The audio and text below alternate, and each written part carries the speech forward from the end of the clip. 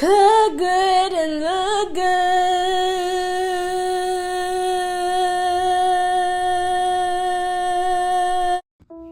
What's up? It's your girl Queen Jones, back live in the flesh. And yes, today we are making chicken and dumplings. Chicken and dumplings, if you will. I am one of the best soup makers this side of the Mississippi, and perhaps the other side. And I have been asked for years, what is my favorite soup recipe? And I'm gonna tell you a secret. It has to be Grandma Melinda's chicken and dumpling recipe. Now, you say what you will about cutting onions, but this recipe requires the Holy Trinity. That is 3 vegetables: onion, celery, and bell pepper. You're going to medium dice these. I want you to know, when it comes to chicken and dumplings in my family, when you're sick, when you had a bad day, or you just need to have a reminiscent of childhood, dishes, this is what we're going to put in. And I want you guys to feel like y'all making this with me. That's why I'm cutting it with you. You cutting it too. You know what I'm saying? This dish is built on you using what's around you, what you have. Everybody's supposed to have onions. Everybody's supposed to have celery. And everybody's supposed to have bell pepper. That is something that is going to help you fill your dish other than just having meat. And it's going to build flavor. Now, the Holy Trinity has been used in Creole culture, Cajun culture, in the Delta area for upteen couple hundred years, if you will. So why not take a piece out of that pie and not reinvent the wheel when it comes to that flavor? Y'all, when I was a child, the first thing that I learned how to make after ramen was chicken and dumplings. And I would ask my grandmother, can I have some chicken and dumplings? Can I have some chicken dumplings, please? Every time I would see her, it could be summer, fall, winter, spring. Let it just be enough time and some chicken and these Holy Trinity items to be in here. I was going to ask for it because I realized that when I had the ingredients, when she had the ingredients, what was being able to become up out her hands, and it was some chicken and dumplings, man. Okay, so once you guys have a understanding about the flavor, the medium dice is to help slowly aromify, amplify flavors, as opposed to when you do a smaller dice, and that's just like giving bam, I'm here. Now I'm cooked into everything. I like to make sure I have a bite of something, if you will. You know what I'm saying? So the Holy Trinity is a 2-staged addition along with some taters. These are white potatoes. I'm using white potatoes today, but I'm actually known to be using red potatoes. Russet potatoes only if I'm just really trying to put some potatoes in it. But the white potato and the red potato is going to give that nice starch without being granularly. And it's just an interesting addition to something that's already hearty to make it heartier. This is something I would give to my man if I had one. You know what I'm saying? Where it would be like, I think he fared well because it's from scratch. I don't know how to say that better. But we're going to cut some carrots, and this is just a cute little triangular dice. I would like to let you know you can dice these carrots into like 2-3 centimeter pieces and you'll be all right, but I just like to make it look like it's something in there. Is that a carrot? Yeah, it's a cute carrot right there, and I'm a shirt right there. Y'all, when I was a child, I had glasses, right?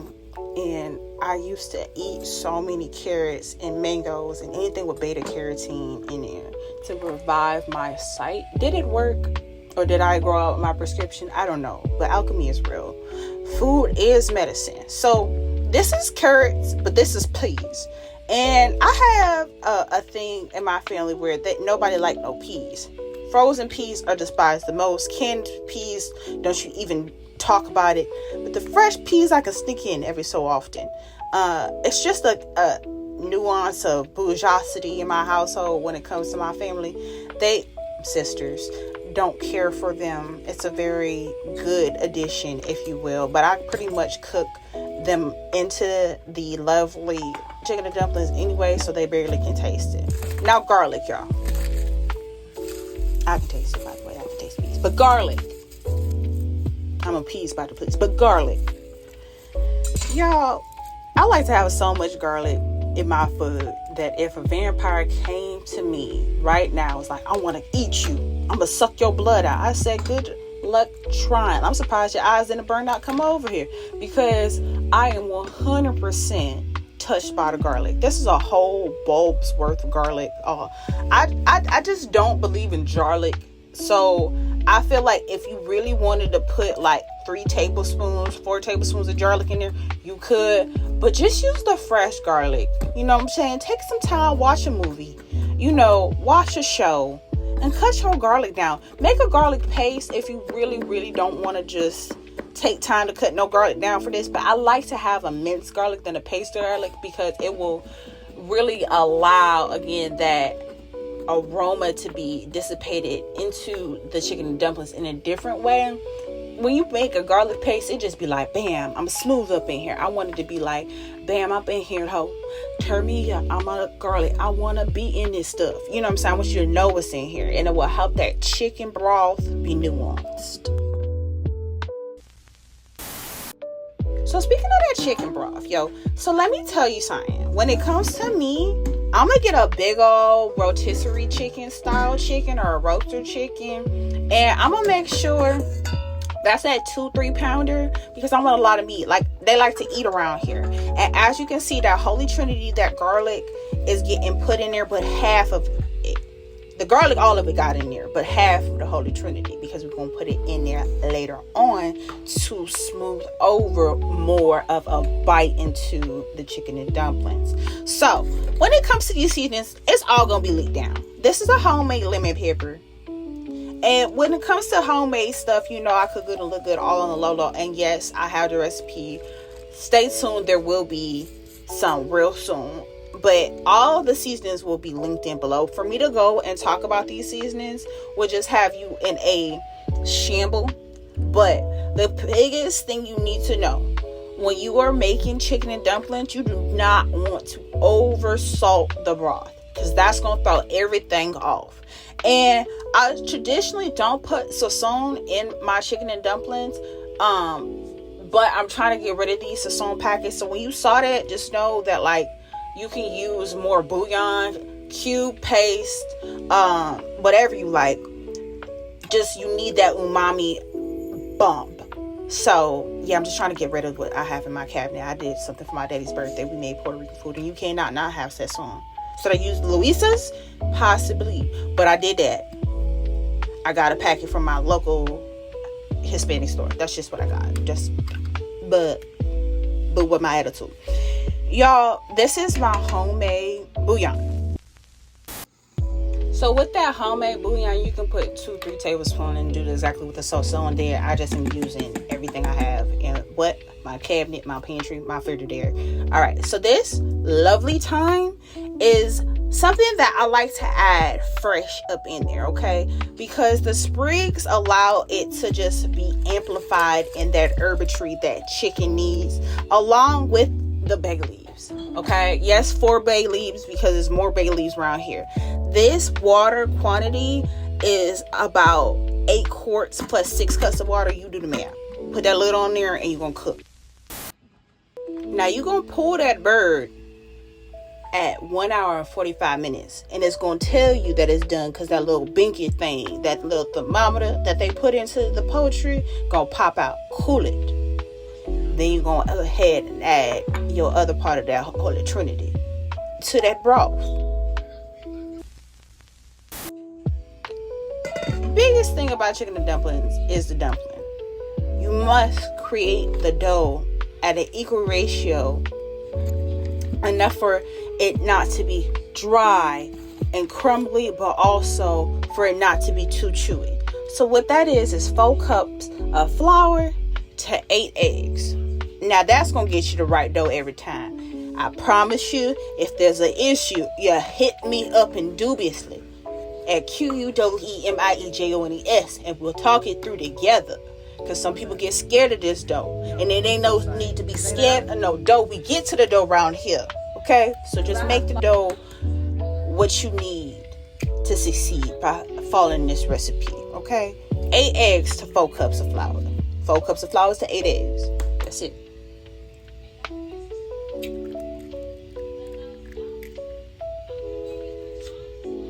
Now, what I will tell you, that if you see me pulling my hands on and off camera, it's because some of this is going to the compost.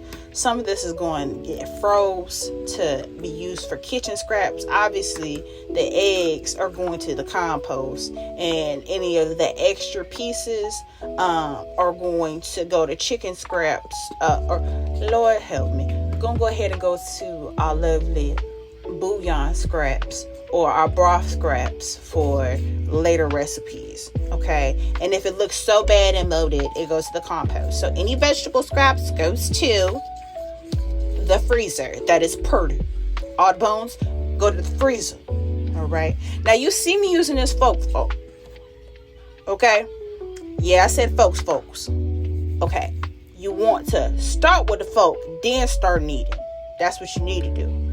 This allows you to really be able to comprehend the dough's moisture when you need it. And you saw me dust up my hands with that flour. That's like the equivalence in putting on lotion before you get out the house. Now, that's going to help you not be sticky. All right? Or no dough stuck to your hand, man. If you dust it right. And I know you can. We're talking it through together so you can get better. So you see that dough coming together, and I'm just piecing it and kneading it, piecing it and kneading it. Dust that counter off, because you put that dough straight on the counter, you're going to have another sticky situation. It's getting sticky. Yeah. So I'm going to need you to knead it to the best of your abilities, probably for about 5 minutes, okay? This will help really get that bite of the chicken and dumplings you're looking at for without overworking the dough, okay? Now, dust it again. All right, you're gonna keep on dusting it, then you're gonna take a moment and knead it in the air. And I know you're like, why are you kneading it in the air and folding it under there? Because you want it basically in a ball overall. Now, am I Italian nona? No, but this is how my grandmother taught me how to make essentially a pasta.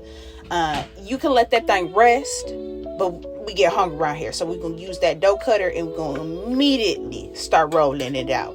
It probably rested about 1 or 2 minutes until I got that dough cutter. You know what I'm saying?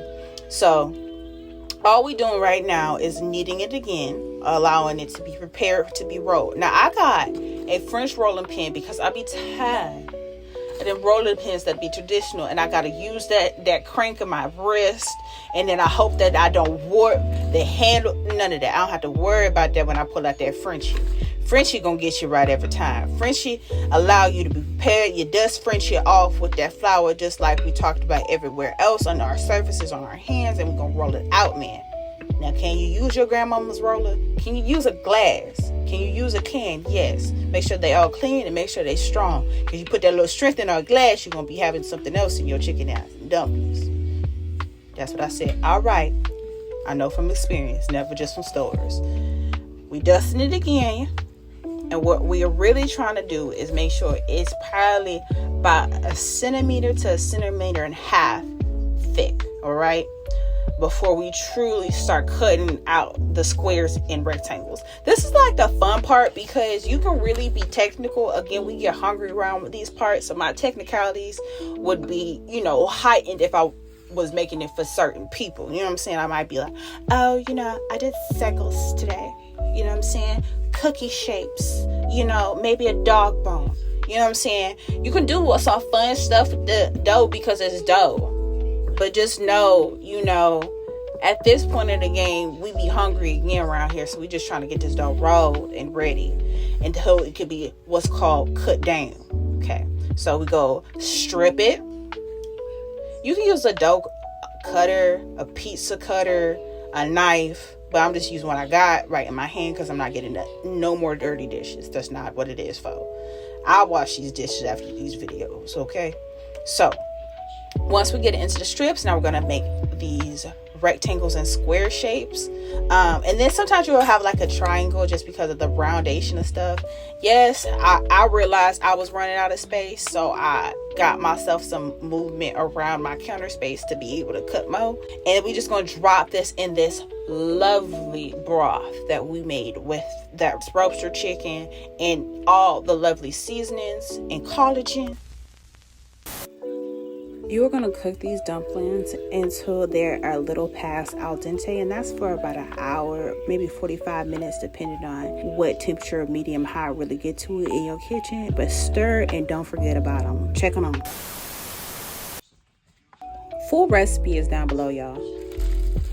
And that cool chicken is 100% going into 2 parts. One is the meat, and one is the bones. And you're gonna talk about like I'm keeping the bones for stock and bouillon and collagen and all that, man. Like I'm not playing. I don't play about that. So I really am bagging into the side right now. And this polo plant just get big up every video. So take the little binky out / thermometer, and you're gonna get to all that meat. You catch it at 1 hour and 45 minutes, because if you got it at 2 hours, that all that meat will fall off the bone, and you would have had to start eating the bones, because unfortunately, once it starts falling apart, depending on how small the bones are, they're gonna get in there. So the oysters of the chicken is almost like a delicacy in my household. You can always taste when it's the oysters versus the actual meat of the chicken. It's like a selected treat, so don't trip on me. I always eat that part. I find it. I get it. Because I make it. The bones get put in the freezers indubiously, and I'm going to make a bouillon out of that. So these remaining vegetables are going to get popped right in with the chicken and the dumplings. I eat the chicken and dumplings, and that's going to cook about 30 minutes. Stir. Once everything is soft with that chicken and dumpling broth and the vegetables, it's edible. It was always going to be edible, but I just like to remind somebody in the back, just let me know how I'll do it. All that love and that childhood memory is in this bowl. So I want you to make sure that you take and enjoy what you just created, because this is going to soothe something in your spirit. When I made these chicken and dumplings, I was hot. I was mad. I've been going through it. But you know what I said? I'm going to make these chicken and dumplings for y'all. And we're going to have a ball. And you're going to cook good and look good overall. And it won't be no stall. We're going to top it off with some chives. These are from the Dollar Tree, right? $1.25. And the chives is just gonna make that broth a little bit more abundant. It's gonna be like, dang, you put money on top of me. Yeah, I did, with some hot sauce, and that's that Louisiana $1.25 too. Yeah, baby, we just do that like cheapy weeby, so you can be able to know that you can eaty for reedy. Y'all, chicken and dumplings is something that you can make, so don't let them try to make you cast it out, make it seem like all your grandmamas can make that. Maybe you want to make it for yourself. You can make it for yourself. Take this bite with me. Come on. Yeah, I'm mixing that hot sauce in, but you're gonna taste some vegetables first. I want you to taste that.